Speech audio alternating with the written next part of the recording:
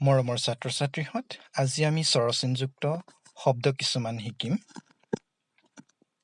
তোমালোকে জানা আকাৰ, হস্ৰইকাৰ, দীৰ্ঘইকাৰ, হস্ৰকাৰ, দীৰ্ঘৌকাৰ, ঋকাৰ, একাৰ, ঐকাৰ, উকাৰ আৰু ঔকাৰ এই 10টা হৈছে স্বৰচিন। আৰু স্বৰবৰ্ণৰ প্ৰথমৰ বৰ্ণ অৰ স্বৰচিন নাই।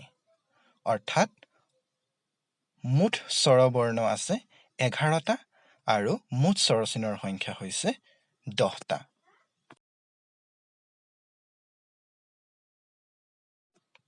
আমি এতিয়া কৰ লগত যদি স্বৰবৰ্ণবোৰ যোগ হয়, অৰ্থাৎ কৰ লগত যদি কোনো এডাল স্বৰচিন থাকে, তেতিয়াহ'লে আমি কেনেকৈ উচ্চাৰণ কৰিব লাগিব আৰু কৰ লগত স্বৰচিন থকা কিছুমান শব্দ শিকিম।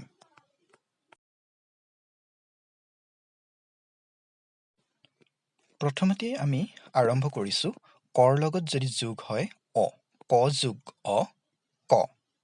আৰু ক থকা দুটা শব্দ আমি চাবলৈ লৈছোঁ ক ল কল, ক ল ম কলম, কল কলম।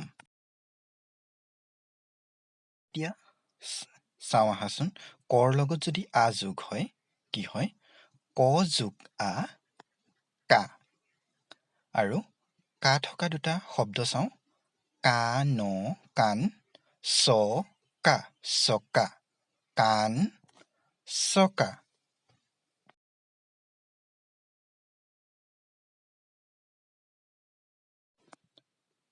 এতিয়া চাওঁ আহা কৰ লগত হস্ৰই যোগ হ'লে কি হয় ক যোগ হস্ৰই কি।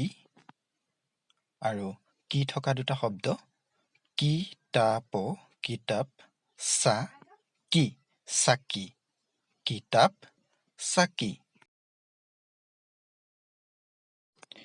এতিয়া চাওঁচোন আহা কৰ লগত দীৰ্ঘই যোগ হ'লে কি হয় ক যোগ দীৰ্ঘই কি। আৰু কি থকা দুটা শব্দ কীট কীট, চ কি চকী, কীট চকী।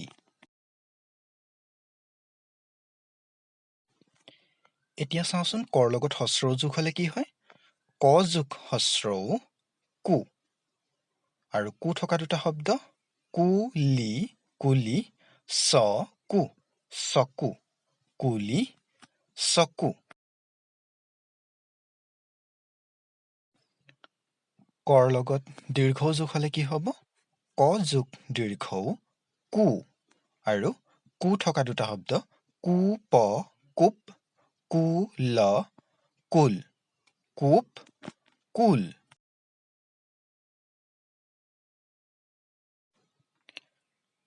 মৰমৰ ছাত্ৰ-ছাত্ৰীহঁত, আজিৰ ভিডিঅ'টি ইমানতে সামৰণি মাৰিছোঁ। ধন্যবাদ। তোমালোকৰ পঢ়া শুনা সময়মতে আৰু ভালমতে কৰি থাকিবা।